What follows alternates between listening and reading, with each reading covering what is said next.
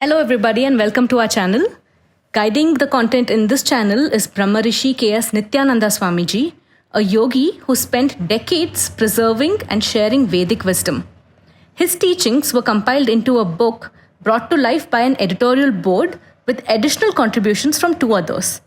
What you'll hear today comes from a 5-year journey to rediscover the original Mahabharata, including the Bhagavad Gita. Welcome to our channel. If you're new here, this is a space where we explore the Gita in a way that's not mainstream. We speak of so many concepts that you may not have heard before, so it could feel a little unusual, sometimes it could feel disruptive, but the ask is that you continue along this journey and just question everything that you hear. I'm Priyanka. I've been the voice of this channel, and so far we've put out 8 videos on different concepts in the Gita. But today's video is a little different from the ones we've put out so far. It's a discussion with the co-author of this book that the channel is based on. So let me introduce to you Chandra. He is joining us in this discussion today. And Chandra has contributed to bringing the teachings of Brahma Rishi K.S. Nityananda Swamiji in the form of a book. He lives in Bangalore and he has a lot of interest in learning about yoga and the scriptures. So welcome, Chandra. Thank you, Priyanka. It's great to be here and great to have a conversation, given that the channel has now spent, as you said, about 8 odd videos. So it's an opportunity for us to explore a little bit additional dimensions of Gita, including what we referenced in the previous 8 videos. So it could be an exciting conversation. Yes, I'm very excited for this. And we can start off. I'd love to hear from you on the journey of this book. How did it take shape? Where did it start from? And if you can also tell us a little bit about Swamiji and how did you start working with him? Sure, that's a great question and a great place to start. As first, a little bit background on where these teachings are coming from. I'm a facilitator to enable these teachings. Primarily, the teachings are from Brahma Rishi Nityananda ji. Nityananda Swamiji is one of the big proponent of Vedas, and he runs Veda Vijnana Mandira. Mm-hmm. Over 5 years back, when he initiated a program to unearth the original shlokas and the way Vyasa had propagated the Mahabharata. I'll take from there and then come to Gita. Now, prior to, of course, this 5 years back when Nityananda Swamiji initiated discussions on Mahabharata and how do we reconstruct the Vyasa Mahabharata, Nityananda Swamiji has spent a lot of time on Veda propagation, as well as writing over 50 odd books on Vedas and various other topics, conducted yagas and yagnas, and has been a very high proponent of Veda. And of course, as the name suggests, Veda Vijnana, bringing Veda the way it should be understood. And that's been his forefront of what he's been doing. Now, switching to Mahabharata context, which is relevant for today's discussion of Gita. 5 years back, when he initiated to reconstruct Vyasa Mahabharata, the idea is not new. Or as we understand, if you look back around 100, 200 odd years back, or 500 years, there has been a lot of conversation on the fact that the current version of Mahabharata that we are all familiar with is not necessarily what Vyasa Mahabharata was.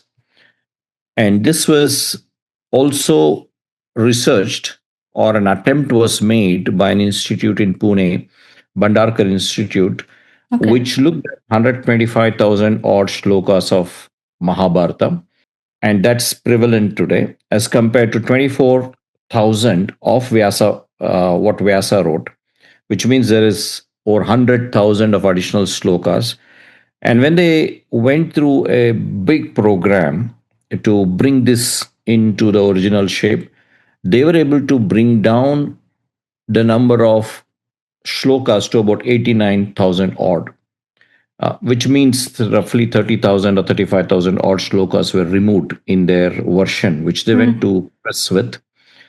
Now, that's still not comprehensive when you think about the fact that the original Mahabharata had about 24,000. So, Swamiji launched this initiative roughly 5 years back. And as the process of understanding what the original essence was and put it through various other parameters, I won't spend too much time on that today. I'll switch to Gita quickly. Okay.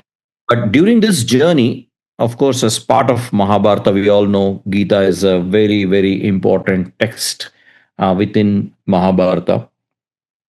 And we reached the stage of Gita, and that during this phase of when Swamiji was conducting sessions around Mahabharata is when I had a chance to spend time and be part of these conversations and understand how Mahabharata is getting reconstructed and being part of the Gita journey as well as it moved to the Gita stage.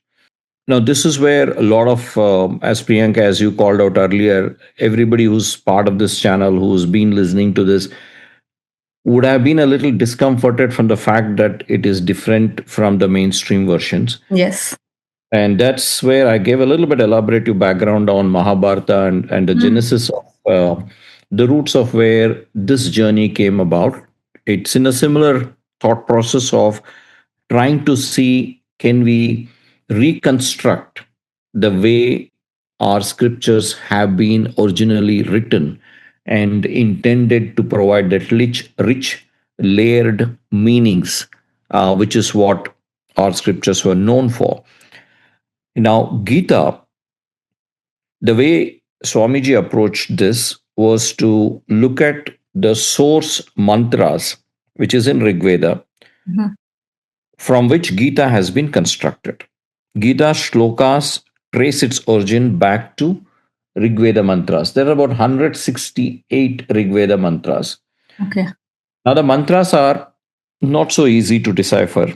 Shlokas makes it a little bit easier in the relative terms. Of course, a lot of us spend tremendous time trying to understand shloka, which themselves are very layered in its understanding. But compared to that, mantras pack a lot more within themselves and becomes a little bit more difficult than a shloka.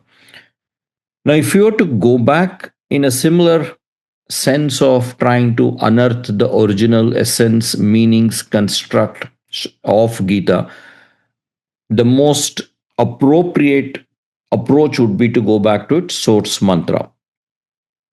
And that 168 mantras were used as the basis, and not just as the only basis. At the same time, that 168 mantra and various other filters were put into place, which we'll spend a little bit time as we go into the subsequent questions to see, can we reorganize Gita with all of its dimensions and strengths, for which it is known as one of the most comprehensive, independent, and very influential texts all over the world.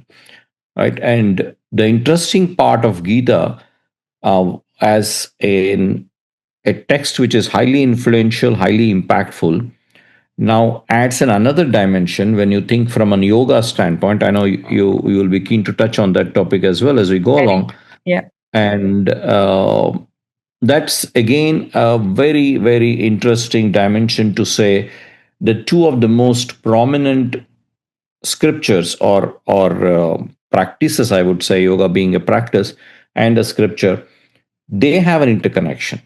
Now that makes it even more compelling and interesting to go back to the roots and understand this connection. So that's the long story to give you a view on how this all came about. And I hope the viewers get a sense of the context of how our earlier videos, when it started talking about different dimensions which are not mainstream, as you called out, I wanted to give them a little bit of an elaborative background on this topic and how all this came about.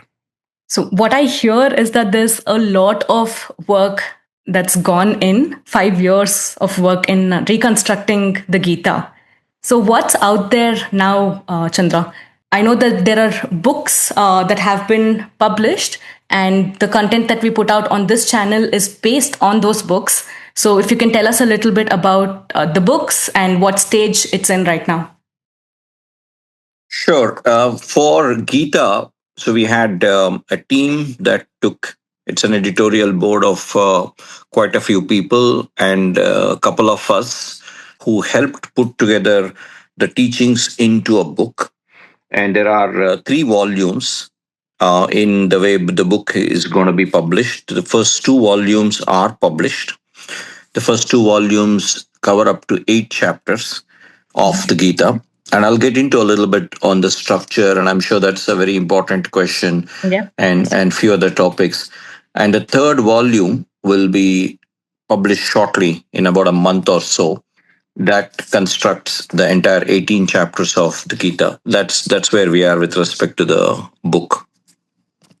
Got it. So, volume 1 and volume 2 in English are already out. Volume 3 will be out within the next month.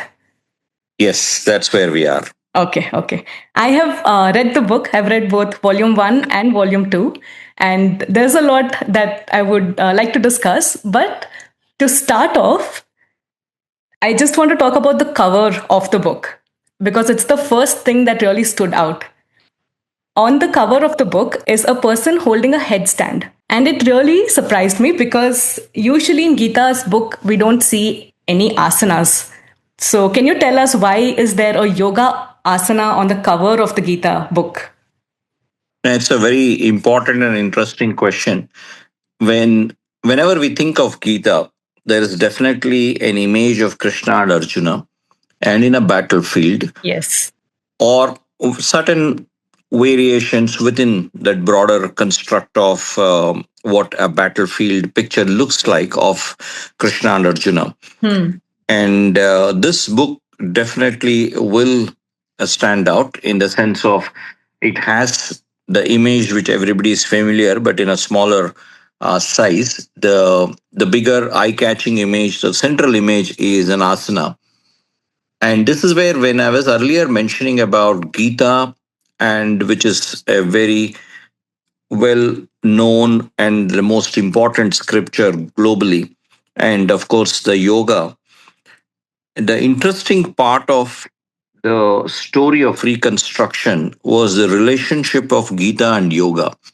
Now, it's not that it is not known. Right. There are certain clues that exist right at the initial sloka, when anybody starts reading Gita, or when anybody ends Gita, any of the chapters, there are a few things that references yoga.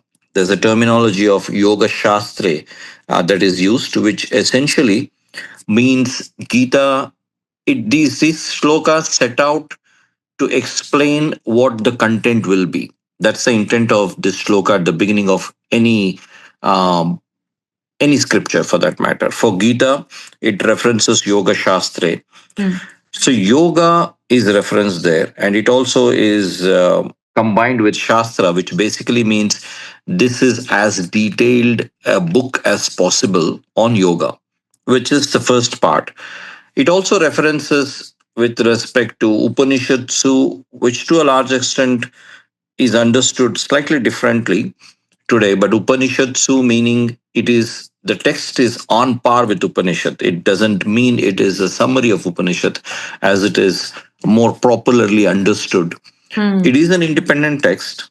It's in terms of its stature on par with an Upanishad or on par with Brahma Sutra, and it is Yoga Shastra. And this is something that you have covered, Priyanka, earlier in the one of the videos, Right. and which is a very big clue to say that what Gita is set out to talk to us is about yoga. It is a text which is on par with Upanishad in terms of its positioning and on par with Brahma Sutra. And it's clearly an independent text, and one of the most important texts. Now, the key is, or the second part of it, in addition to this, what I just said, every chapter ends with yoga. So there's yoga all over with respect to certain aspects of how The initial sloka of Gita is, and have every chapter has the yoga name at the end of it. Now, what is important to think about it? Yes, yoga is a lifestyle. Yoga is much more comprehensive in terms of its applicability for any human beings. But at the same time, yoga also includes asana. Now, just Right. mere asana is not yoga, but yoga must have asana, which all of us in our in our traditional sense do understand. Whenever anybody talks about yoga practice, there are clearly asanas leveraged in that practice. The construct of Gita is, yes, comprehensive yoga shastra beyond what an asana can do, but it also is inclusive asana. Now, this is a fundamental distinction where it is very exciting to see that there is this connection between what Gita is setting out to talk about, various interesting philosophies, siddhantas, darshana shastras, and at the same time tying that in a very experiential way of an asana, which is the primary one of the way in which we understand yoga. Yoga, we understand it's a very, very comprehensive lifestyle Right. and much more bigger than yasana, Yeah. but then it needs asana. So if we now think about this comprehensive nature of how Gita sets out to articulate its own thoughts and philosophies, Hmm. it's much more comprehensive. And these clues exist. It's not something out of blue that this has been reconstructed. The book takes these concepts to its logical conclusion Okay. by looking at these 168 mantras and then looking at how this comprehensive philosophy siddhanta is an independent text carrying a connection to yoga, and how each chapter brings out an asana associated with its siddhanta. Now, this is where it starts getting more and more interesting as one gets into it. That there is this yoga shastra part of it, in the sense of yoga as a philosophy or a siddhanta. Hmm. And there is an asana, which is a physical representation of it, an experiential way in which one can live the philosophy, one can understand and realize the philosophy. And when these two are tied, then you have something which is way beyond today's existing yoga. Yep. Today's existing yoga has potentially certain asanas, and they have their own benefits or they have their own approaches. There are various schools of yoga. Now, when you think of what yoga, which a book which says it is setting out to talk about yoga shastra, and as I said, shastra means extremely comprehensive. What kind of asanas will that have is a massive curiosity. And how does that asana tie to a particular chapter? What asana ties to a chapter and why and how? You Right. have much more comprehensive picture than a standalone asana or a standalone siddhanta. Right. That's the construct. I know it probably confuses everybody whether it is a book on Gita when they see an asana on top of it. Is it a book on yoga? Yep. Is it something that's happening in a battlefield? Now, all of these are true. It's a book on Gita, it's a book on yoga. So that's where how this came about. That is, it's something that's unheard of entirely. Personally, before reading this book, even I have not heard of asanas being a part of Bhagavad Gita. I think there's been some reference of yoga in the Gita, but it's more limited to a philosophy. The translation to asana, to physical experience, is something that I'm reading for the first time in this book. So, so far, what I've understood about the Gita and mainstream understanding of the Gita is that it begins with Arjuna's despair. He's very conflicted, and Krishna guides him through that despair. And at its core, I thought that's what the Gita was about. You know, it's a message on doing your duty, detaching from the results. There's a very famous quote of Karm karo, fal ki chinta mat karo. just focus on your actions, don't worry about the results. So I thought this was the core messaging of the Gita and the purpose of it. But how does now Gita being viewed as a yoga shastra, what's the purpose of Gita as the yoga shastra, and what's your view on Arjuna's despair and that aspect of it? I think more than anything else, around the first chapter, which is Arjuna Vishada Yoga, for everybody who is well versed with Gita and or in certain phase of their journey of understanding Gita, that nicely fits in as a way in which there is a context, there is a reason, and there is certain amount of foundation for which the rest of the chapters of Gita seems sequentially well aligned. Right, Yes. that's normal. There is always certain context, background, and there is this battlefield. That there's a huge a war situation that's in the making, and it sounds very acceptable. A situation of what Arjuna is. In fact, a lot of people relate to those situation in such a battlefield environment and a conflict environment, and then how things flow.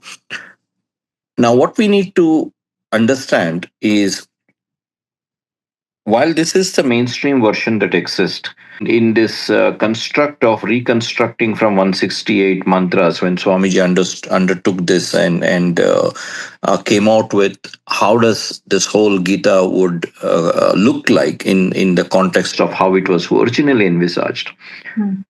Yes, it disconnects from this foundational aspect. It reorganizes Gita in a different structure.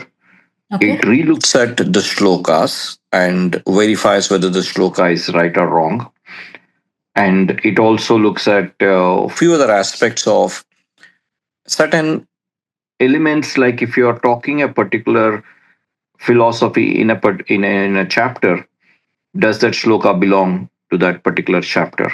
And is that aligned to it from various other mechanisms by which you can test the shloka? Now, the entire Gita is written in Anustup Chandas.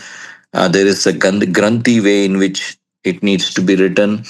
There is Samhita mantra way in which it needs to be viewed and understood. There's Brahmi language, which is where how Gita is written. It is interpreted as Sanskrit, but there is Brahmi as well. And so when there are various other mechanisms by which, when this is analyzed and reconnected with this 168 mantras, naturally there is a reorganization of the chapters. There is certain questions on the shlokas, and there are certain other more comprehensive meaning that is provided through the reference of the mantra. So there is easier way to think about it. This is a book or the Swamiji's attempt or this channel is not an attempt to relook at the existing version and provide an interpretation. Right. So that Gita exists much more rich in terms of the number of interpretations of it, number of schools of it. There is this various amount of rich text that exists for Gita. This attempt is not to repeat it. This attempt is not to look at it a slightly fresh version of interpretation of it. The book, the attempt, and the entire initiative run by Swamiji, Nityananda Swamiji, is not for that purpose. The whole core purpose of it is to relook at the entire Gita and not necessarily align it back to the current version, but look at it purely from this 168 mantras and then see what comes out. Now, I'll take a minute on what comes out, which is where it starts also getting more interesting in terms of the depth to which what we would end up missing if it is forced to align to the current construct. For example, what might be a little bit not so comfortable for everybody to think about is the structure in which we have put out in one of the video, which says technically current version of 15th chapter is the first chapter. Yeah. Now, it sort of, I can understand that it definitely creates a little bit of discomfort. But here's the thing: if it's not about dismissive of, it's not about being defensive of, if this is the version of the Gita structure and the slokas that exist so dominantly all over the world and for so long in terms of memory that each of us can recollect, or the history that it provides us today, how can there be a version which sets out to say that this sequencing is different? Some shlokas don't really exist in a fashion it is. It is not a Upanishad summary. It has asanas, which has not been unheard of. Yes, I mean that's the beauty of it. The entire purpose and the intent of this effort and journey is, can we think of a possibility of reconstructing from the original 168 mantras, which are, by the way, some about 8 or 9 shlokas in Gita reference the fact that it is from Vedas. So there is reference within Gita to say that Gita has its source in the Vedas. Okay. And it's now a question of going back to those mantras. Yes, our scriptures have gone through a millennial number of years. It's gone from what it used to be an oral transmission to a written form. And there has been various influences. There has been various historical situations which could have potentially contributed to tweaks or changes to the written version, which we have seen in Mahabharata. Now, there is a very clear understanding on Mahabharata, the fact that it has undergone significant changes, the fact that originally it had only 24,000 shlokas and now there's 125,000 attempts being made to bring it down. That I think is popularly understood and accepted, but somehow on Gita, the similar efforts had not happened or similar understanding had not happened, which is where Gita, to say that there's an attempt to reconstruct will be slightly more disturbing than when anybody says that we are somebody is looking at Mahabharata's reconstruct, as it has gained a certain amount of traction in that direction for some time. So that's where the construct is. In that construct, Gita is setting out, yes, it's in the battlefield, it's in the context of the war. It's a conversation from between Krishna and Arjuna. A lot of those foundational elements that we all know exist. If I had to correlate the current chapter sequence to the ones that we have put out, it starts at 15th chapter, goes up to 18th, then the second chapter of today, which is Sankhya Yoga, not the Arjuna Vishad Yoga. It skips that and then runs through all the way up to 14 with another chapter coming in the place of Arjuna Vishad Yoga. So total stays as 18, and one of the videos captures the entire details. I'm not going into too much into details, but that's where the whole construct is, and hence it does appear different. But what I would think of anybody who's listening into this, anybody who's following the video, anybody who's potentially reading the book or interested in the book, to keep some of these things aside in terms of how can the structure be different, how can some shlokas be found wrong or different, but focus on the subject. Right? Look at the newness and the richness which it is bringing, whether it is bringing with respect to the chapters. Sequencing is one aspect of it. Yeah. But let's say, I call 15 chapters chapter 1. Why are we calling it? Right. Why are we calling certain chapters not existing? How does it fit into the flow? And what are the mantras? In fact, the book quotes the mantras from which this is drawn, few of the mantras. So there is a reference to the mantra, and then it has all of those siddhanta or philosophy like Sankhya. You referenced karma in your question. So if you think about karma siddhanta, The richness of the entire Karma Siddhanta, it's covered in chapter 2, 3, 4 in the prevalent version, is covered from the source Karma Siddhanta from the Veda mantras.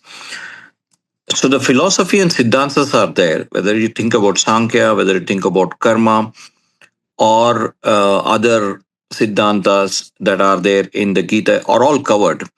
Of course, the structure is different. The approach could be different in terms of it being the book is referencing the Veda mantra and trying to bring the original essence. So it could be using some of the shlokas in the current Gita where appropriate. So it's not 100% not using any of the Gita mantras, Gita shlokas.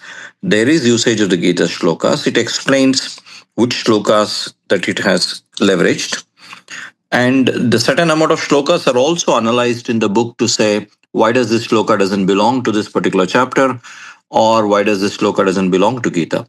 So there is that analysis provided for anybody who goes through this to get a sense of how the whole book has been approached. The Veda mantras, the Gita shlokas which are relevant being used, certain shlokas, not all of them, are analyzed to explain on what basis this shloka is. So that's how the whole book goes about.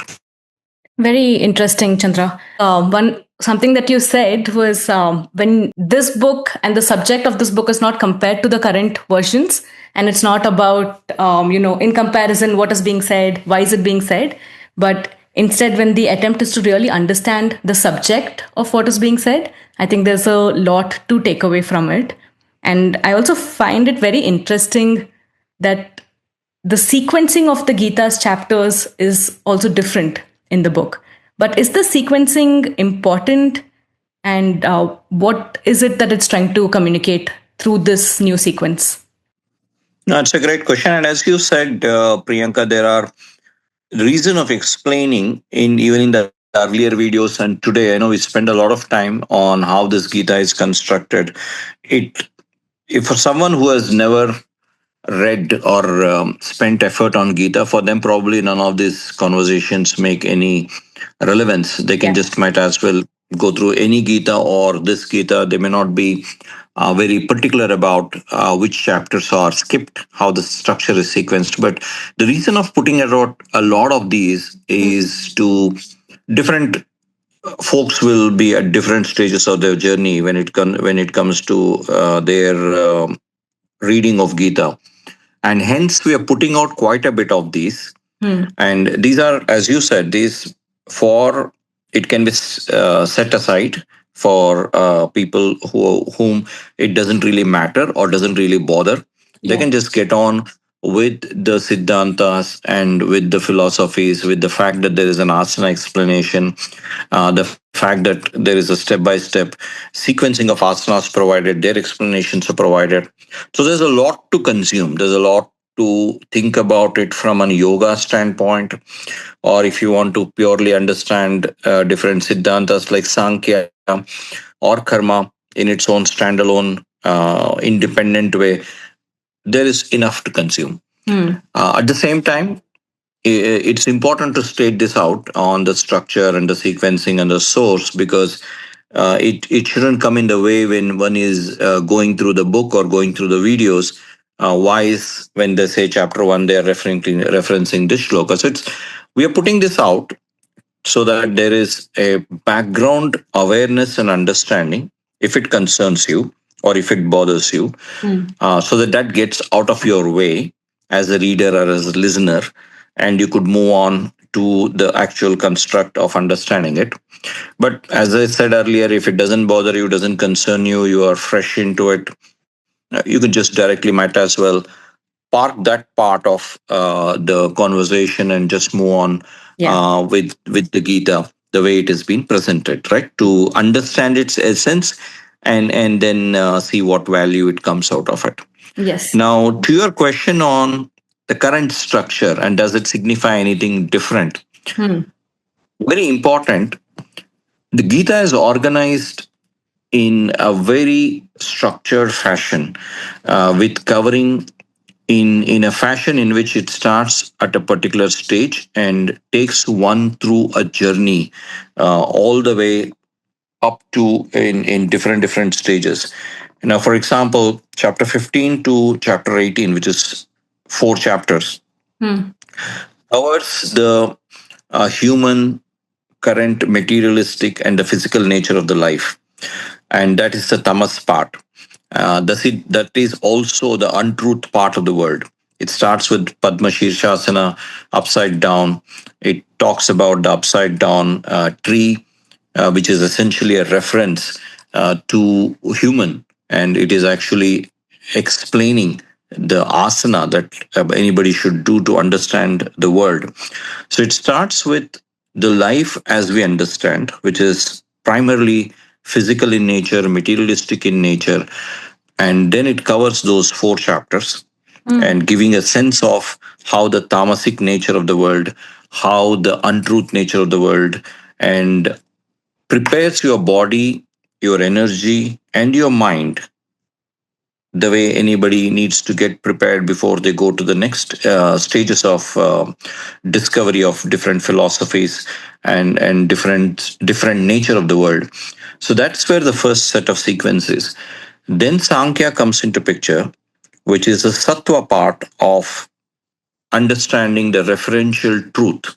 It's almost like a measuring scale, and it's right sits at the middle where you have tamas, part of the 4 chapters before it. So you can understand what Gita spoke about it using Sankhya as a lens, the chapters that Gita has discussed till then, which is the previous 4 chapters. And armed with that sattva are the referential truth. Now, next set of chapters, which is about close to 13 chapters, covers the rajas part, which is nothing but rajas is the action. It's the way of engaging with the world. You had prepared your body, mind, energy. You understood the current nature of the world. You understood the entire tamasic part of the classification of the 4 chapters. Then the reference of the truth through Sankhya, and that can be used to reflect previous what Gita spoke about, and can be used now to go forward and engage with the world. That's the Rajas part. That's the 13 chapters. Within those 13 chapters, the first 3 chapters, which is the Karma Siddhanta, aligns to the most important philosophy that every human being needs to understand the karma, the runa, the interrelationships, and how the whole of engagement with anything in the universe is driven by karma. And then after that, it moves to Atma, which is the highest form of philosophy and Siddhanta. And that's how it's nicely moves. It lays the foundation. It gives you a measurement scale of Sankhya, engages with you or discusses with you in depth on karma, and then moves to the higher philosophies of Atma in the last 10 chapters. Again, there is certain amount of further classification within those 10 chapters, which we can cover in our subsequent conversations. But when you think about and in 2 dimensions, one, how one starts their journey, and this is where the intent of Gita of coming from this 168 mantra captures the original intent of Gita in enabling the human to start from where they typically start their life with, which is the material, the physical body, mind, energy system, prepare them well around that. And the sequencing becomes very important when you are practicing asanas. So, asana has a sequence. It's not necessary or it's not feasible that one picks up any asana that suits them. There is a structured way in which the asanas run, and that runs from the first asana in the 15th chapter. Again, when I say 15th, I'm referring to the current prevalent version for easier understanding of the listeners. And the asanas have to be performed like that. So there is this depth of meaning packed and structured way in which Gita moves. And that's where the sequencing becomes important. And that's where the construct of tamas, sattva, and rajas, the construct of moving from untruth, having a reference of truth of Sankhya, and then engaging with the world is important. The construct of how the yoga asanas, starting with Muladhara Chakra and going up to Agna Chakra, is important. We can't start at a different sequence than this from a yoga asana. So, if one is engaging with the book or these videos for the purpose of understanding the right construct of to start the philosophy understanding, the right starting point towards its logical end, it's important to get the sequence. It's more important if one is interested in practicing the asanas described by Gita, that they must follow this sequence, which shouldn't disturb too much because in the current prevalent versions there are no asanas anyway. So it's not that there was an asanas that existed in the current version and that sequence is altered by the version that we have brought out. Asanas is anyway for the first time any reader or listener is getting into. But for a philosophy also, it makes more sense to follow the sequence, and they will understand as they get deeper into this philosophy, deeper into this videos, deeper into the book on how this is constructed. If not for any of those, as I said earlier, just focus on the concepts, focus on what the book talks about karma siddhanta, what it talks about sankhya. You can consume it in that fashion as well. Yes. It is very different from out there. Like you said, the current versions don't have asanas at all. And asanas are now being integrated in the yoga, in the Gita.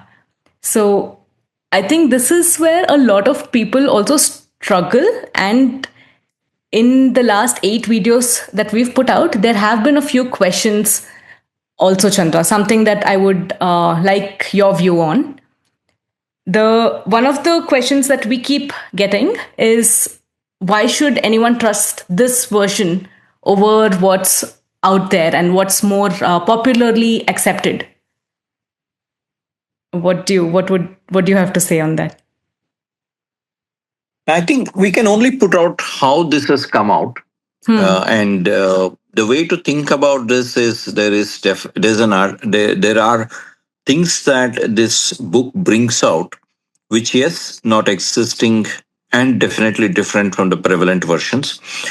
And I would only think about from if I were to be the reader or listener when I think about a book, something of this nature, or a video that comes out, the best way to engage with this is what is the concept that they are talking about, what is the subject this book is discussing, and is there depth in it, is there value in it, and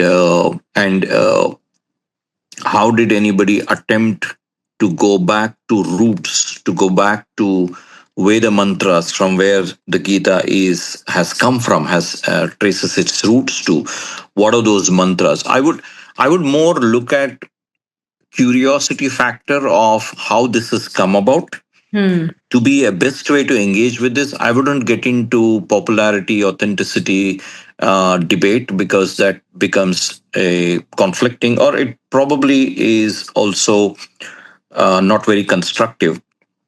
The best way to think about it, there is an intent and a purpose behind this.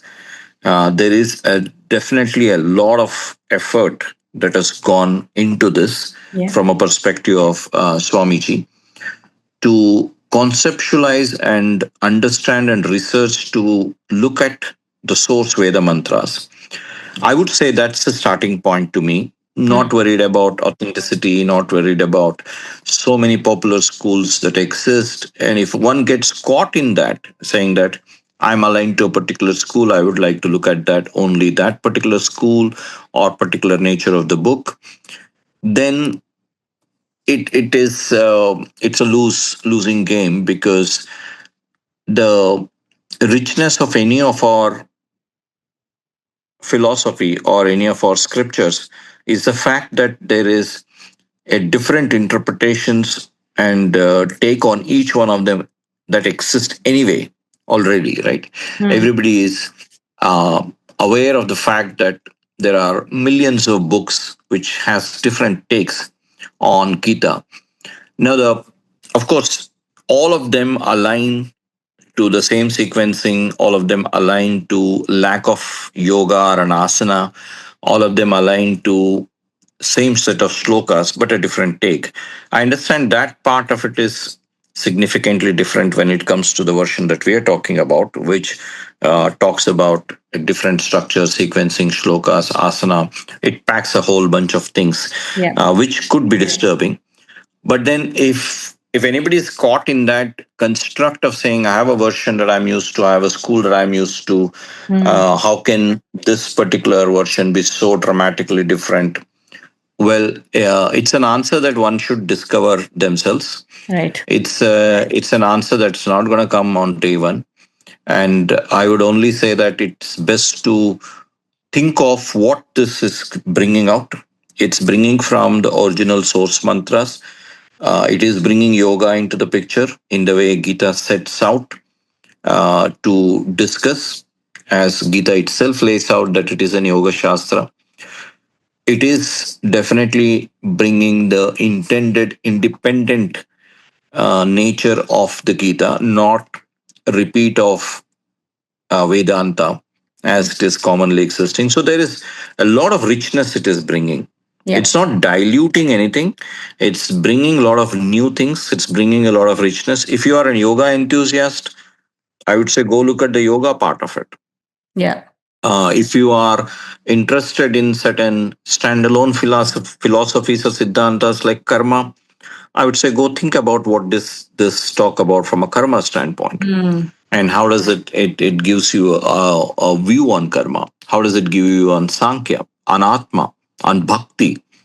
So I would look at in different ways in which anybody can make it palatable for themselves.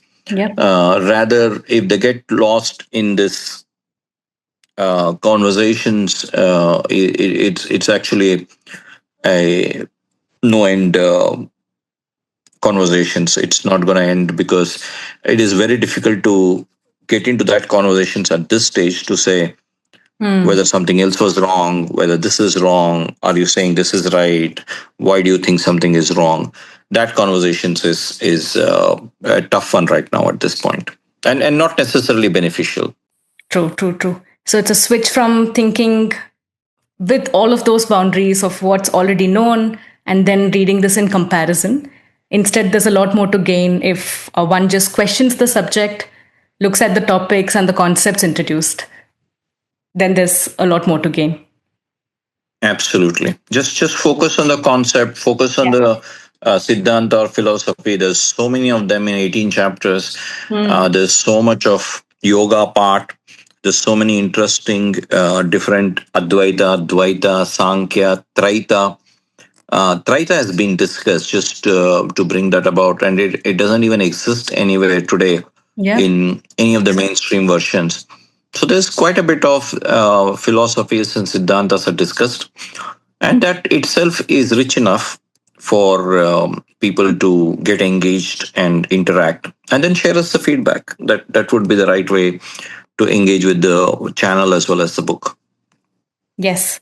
And closely linked to the other question, the first question that I asked you, there is another question. I don't know if we have the answer to this, but I'll ask you anyway. Why are there so many versions, Chandran? Why don't we have just one original? What do you think? The shlokas or the mantras or any of these are multi-layered and are intended to communicate multiple dimensions. And hence it's natural to have very different takes on it, different interpretations on it, and over the course of time. So it's a very, very long evolution of different interpretation, different schools of thoughts. And sometimes if you take a particular school of thought, there may be certain influence of that particular school of thought a little bit more than uh, normal on the entire scripture. And if I take a view of Advaita, and then if I interpret the entire Gita, then I may be heavily biased on Advaita way. I may be heavily biased on a Bhakti way. or I may be heavily biased on Advaita way. It's natural because it's if you set out to interpret something with a pre-oriented weightage or heavy orientation around a particular siddhanta, that particular siddhanta to which you are aligned has a greater influence on it. That's one way to think about it. The other way to think about it is, as I said, there is definitely multi-layered, multi-dimensional meaning to any of these shlokas and mantras, and Right. hence it's natural to have different variations. And there could also be sometimes, depending upon the current prevalent social situations, there will be a different influences which drives some of this interpretation. All of these are natural influence on the interpretation, which makes it very different from each version. And hence, the the interesting part, while everybody has this question, and you asked a very interesting question, which is a question with a lot of people. The best way to now think about when I just now think about this book and the series of videos, this is the book is attempting to not directly interpret the shlokas that are out there with any pre-oriented siddhanta or a philosophy, saying that it needs to be viewed from a bhakti way or a advaita way. It needs to be looked at dvaita or traita. None of them, because Gita talks about all of them and all of them independently. All of them stand alone. So you can't going with any pre-oriented heavy influence of one of them will not do justice when you are discussing the other ones, in my opinion. And it traces its reconstruction to the Veda mantras, which are the original source, and that allows it to be as diverse and as independent as possible. As Gita touches upon different topics when it talks about yoga, there is that part of yoga which is standalone. There's part of different siddhantas which are standalone. So then, probably the way to look at it is to go back to the mantras itself, which is what the book has attempted.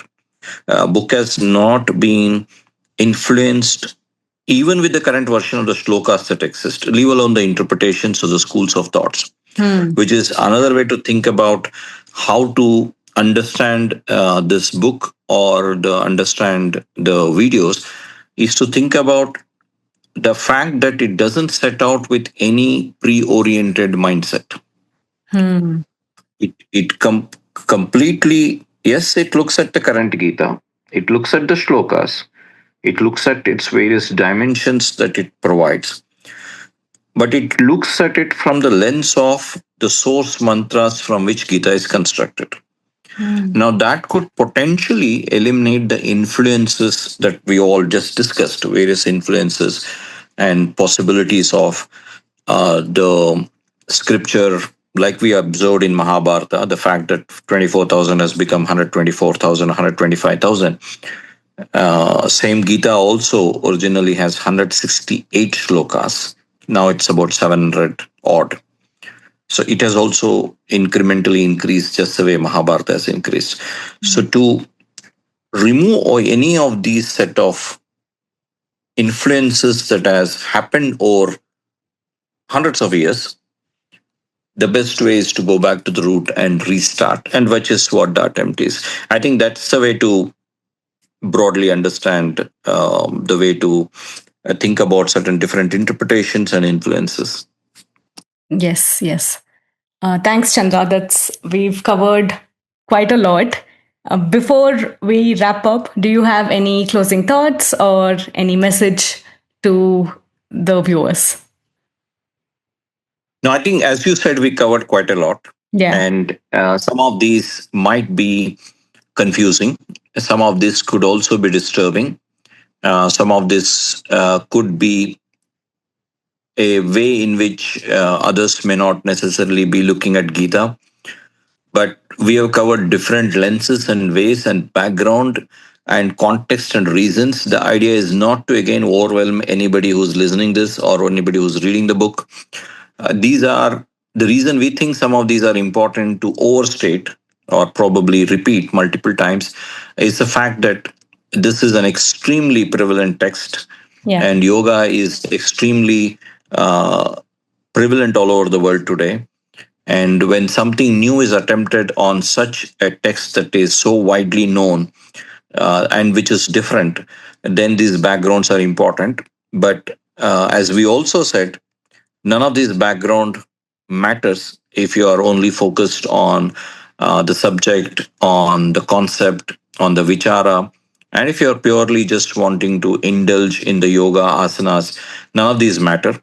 But if these disturb you, if these are important for you, then that's where we have spent a significant amount of time trying to cover that. But if you still have any questions, we can take those, and in subsequent videos, let us know. Yeah. And we will cover them. And then, most importantly, we also would like to move on to discussing the actual concepts, which we have started in the last video, right? There was an asana in the last video. Yes. Our focus of the book and the video series is definitely to set aside discussions around the differences that's needed, but at the same time it's important to move on what exactly are we talking. So that's where we'd be more interested to move forward from here. Absolutely. And hopefully, to everyone who is listening in or watching, we hope today's conversation opened up more questions for you. It really is not about which existing version you trust more. It's a journey of self exploration. So reflect, question, ask as many questions, or share your thoughts in the comments. There is a lot more for us to uncover, and we will be back with a lot more content. So subscribe to the channel, share this video with your friends, and thank you so much for joining us today. Thank you, Chandra. Thank you.